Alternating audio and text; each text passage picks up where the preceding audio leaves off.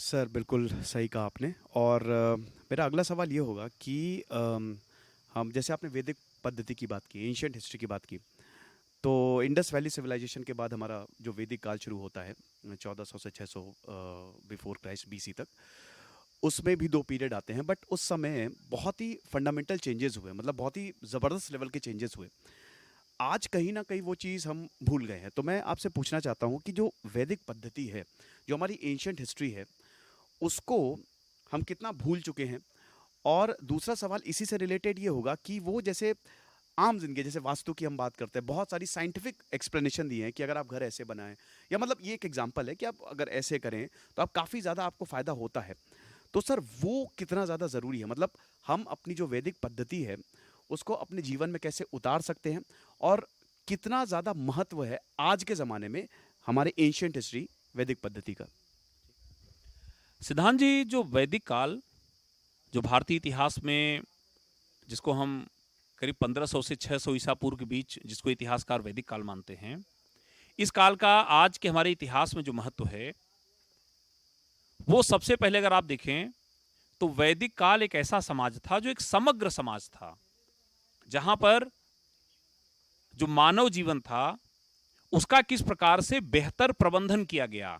आज आप देखिए, कई विदेशी विश्वविद्यालय भी, हमारे देश के कई विश्वविद्यालय ऐसी वैदिक व्यवस्था पर आधारित ऐसे कोर्स प्रारंभ कर रहे हैं, चाहे वो वैदिक गणित हो, चाहे वैदिक साइंस हो, या वेदों के काल की, इस वैदिक काल की सामाजिक और आर्थिक व्यवस्था हो। पहला महत्वपूर्ण प्रश्न है कि महर्षि कपिल ने एक बड़ा महत्वपूर्ण सांख्य दर्शन दिया, और आज माना जाता है कि दुनिया का आज जितना भी विज्ञान है उन सभी का आधार सांख्य दर्शन है। कैसे? महर्षि कपिल ने बताया कि दुनिया 25 तत्वों से मिलकर बनी है, और इन्हीं 25 तत्वों का आपस में संगठन और विघटन होता है। आज विज्ञान प्रोटॉन, इलेक्ट्रॉन, न्यूट्रॉन, फिर हम क्वार्क तक पहुंचे, अब आज हम स्ट्रिंग थियरी, जिसको हम गार्ड पार्टिकल कहते हैं, वहां तक हम पहुंचे। तो किस प्रकार से महर्षि कपिल ने इस दुनिया की वास्तविकता को, अगर हम वैज्ञानिक दृष्टिकोण देखें, किस प्रकार से उस काल में अलग अलग क्षेत्रों में वैज्ञानिक प्रगति हुई। लेकिन वैज्ञानिक प्रगति आज के मानव ने भी किया, आधुनिक मानव ने भी किया, लेकिन उस समय और आज के हमारे समय में क्या अंतर है कि उस काल में हमने प्रकृति के लिए कहा कि माता भूमि पुत्रो अहम पृथ्व्या, ये पृथ्वी हमारी माँ है और हम इसके पुत्र हैं। तो कभी हम माँ का दोहन नहीं कर सकते। हम माँ द्वारा दिए गए संसाधनों का विवेकपूर्ण उपयोग करते हैं, और माँ भी हमें अपने बच्चे की तरह किस प्रकार एक संतुलित जीवन प्रदान करती है। तो यह जो संकल्पना थी कि प्रकृति के संसाधनों का दोहन नहीं करना, बल्कि उनका विवेकपूर्ण उपयोग करना है। आज देखिए, पर्यावरण से संबंधित जितनी समस्याएं आ रही हैं, वो इसी कारण आ रही हैं कि हमने प्राकृतिक संसाधनों का दोहन करना शुरू किया।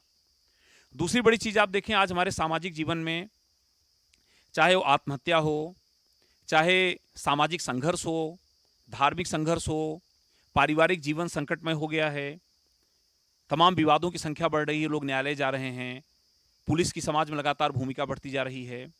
तो कैसे एक संतुलित पारिवारिक जीवन हम जिएं, जहां पर आपके जीवन में समन्वय हो, प्रेम हो, और आप सभी सामाजिक संबंधों को यह मान करके कि हमारा परिवार है और हम अपने एक दायित्व की तरह इसको पूरा कर रहे हैं, उसको हम केवल वैदिक काल से ही सीख सकते हैं। कैसे मनुष्य के जीवन को 4 अलग अलग भागों में बांटा गया, आश्रम व्यवस्था आई, किस प्रकार 16 संस्कारों से मनुष्य के जीवन को, समाज से व्यक्ति को जोड़ा गया, और समय समय पर आपके कर्तव्य बोध को, हमारे यहाँ ऋण की व्यवस्था की गई, 5 प्रकार के ऋणों की व्यवस्था की गई कि मानव जीवन के लिए यह आवश्यक है कि इस प्रकार के भौतिक जीवन में कैसे वह बेहतर जीवन जी सकता है। कैसे जी सकता है भौतिक जीवन? कि उसको क्या करना होगा कि हमारा एक ऋण है कि हम अपने प्राकृतिक संसाधनों का विवेकपूर्ण उपयोग करें, और कैसे हम चींटी से लेकर के सभी सूक्ष्म जीवों को, सभी पक्षियों को, सभी पशुओं को, उनको हम भोज्य सामग्री उपलब्ध कराएं। तो हमारी ये जो ऋण की परंपरा थी, हमारी जो आश्रम व्यवस्था थी, या हमारी जो सामाजिक परंपराएं थी, वो पूरी तरह से वैज्ञानिक तथ्यों और तर्कों पर आधारित थी। एक ऐसा संतुलित समाज जहां पर न कोई बड़ा था न कोई छोटा था, बल्कि सभी के वर्णों के आधार पे सभी के अलग अलग कार्य विभाजित थे और कोई व्यक्ति अपनी योग्यता के अनुसार अपना वर्ण बदल सकता था। दूसरी देखिए सिद्धांत जी, जो बड़ी महत्वपूर्ण बात है कि आज हम क्या सीख सकते हैं। अभी हमारे देश में नई शिक्षा नीति आई जिस पर वैदिक काल का महत्वपूर्ण प्रभाव दिखता है।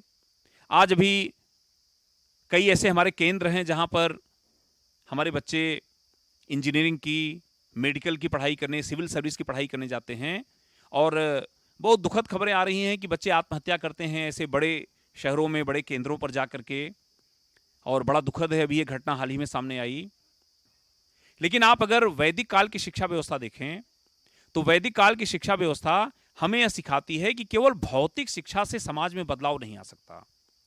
जब तक शिक्षा बहुआयामी नहीं होगी, जिसमें मानव जीवन जीने के लिए आवश्यक है कि हमारे पास संसाधन हो, हम धन अर्जन करें, अपना परिवार चलाएं, लेकिन केवल भौतिक शिक्षा से जीवन नहीं चल सकता। जब तक शिक्षा में नैतिक मूल्य और आध्यात्मिक मूल्य शामिल नहीं होंगे, तब तक शिक्षा का कोई अर्थ नहीं है। हमारा आयुर्वेद कहता है कि कोई भी रोग 3 कारणों से होता है, वात, पित्त और कफ। इन तीनों के बीच जो असंतुलन पैदा होता है, उससे शरीर में रोगों की वृद्धि होती है और आपका शरीर कई प्रकार के रोगों का शिकार होता है। आज हमारी जो शिक्षा व्यवस्था है उस पर हमने केवल भौतिक मूल्यों पर जोर देना शुरू किया कि हम बच्चे की मार्कशीट देखते हैं, आपके कितने प्रतिशत नंबर हैं, आपने कौन सी परीक्षा पास की। इतना ज़्यादा तनाव दे दिया है कि हमारे बच्चे अवसाद का शिकार हो रहे हैं, आत्महत्या कर रहे हैं, और अन्य बच्चे उनसे जब अपनी तुलना करते हैं नंबरों की तो उनको हताशा सामने दिखती है। लेकिन हमारी जो वैदिक शिक्षण की पद्धति थी वो आयुर्वेद की तरह क्या कहती है कि केवल भौतिक जीवन नहीं, आपके जीवन का, शिक्षा का उद्देश्य है एक व्यक्ति का आध्यात्मिक, नैतिक और भौतिक विकास। तो जब तक तीनों पक्षों पर हम जोर नहीं देंगे, हम केवल अंकों की दौड़ में परीक्षाओं को पास करने पर जोर देंगे, हमारा जीवन असंतुलित होगा और इस प्रकार के अवसाद और मानसिक समस्याओं के हम शिकार होंगे। पूरे वैदिक काल में एक भी उदाहरण नहीं मिला कि कोई विद्यार्थी अवसाद से ग्रसित होता हो। आत्महत्या तो बहुत बड़ी चीज है।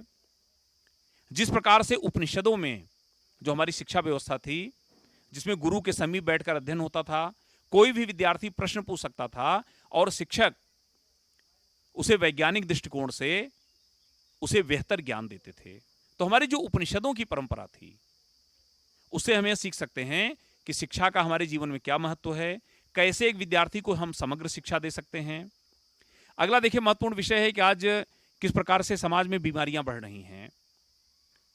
हम किस प्रकार से आज योग न केवल भारत बल्कि पूरी दुनिया में लोकप्रिय हो रहा है और पूरी दुनिया मान रही है कि योग की जो पद्धति है वो जीवन के लिए सबसे बेहतर है।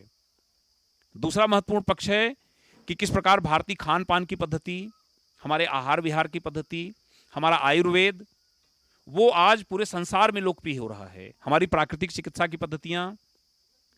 तो आज हम अपने वैदिक काल से और उस समय के समाज से यही सीख सकते हैं कि किस प्रकार की राजनीतिक व्यवस्था, किस प्रकार की आर्थिक सामाजिक व्यवस्था और किस प्रकार की हम ऐसी व्यवस्था बनाएं जहां पर हम पर्यावरण को सुरक्षित रख सकें, हम मानव जीवन को बेहतर बना सकें, सभी प्रकार के तनाव से मुक्त रहें, हम निरोगी हों, हमें आरोग्य प्राप्त हो और एक ऐसा जीवन प्राप्त हो जो कि पूरी तरह से कल्याणकारी जीवन पर आधारित हो। तो यही वैदिक काल का संदेश है और आज इसी प्रकार की व्यवस्था हम पुनः लागू कर सकते हैं अपने जीवन में, ताकि आज की जो हमारी चुनौतियां हैं उनका हम बेहतर समाधान कर सकें।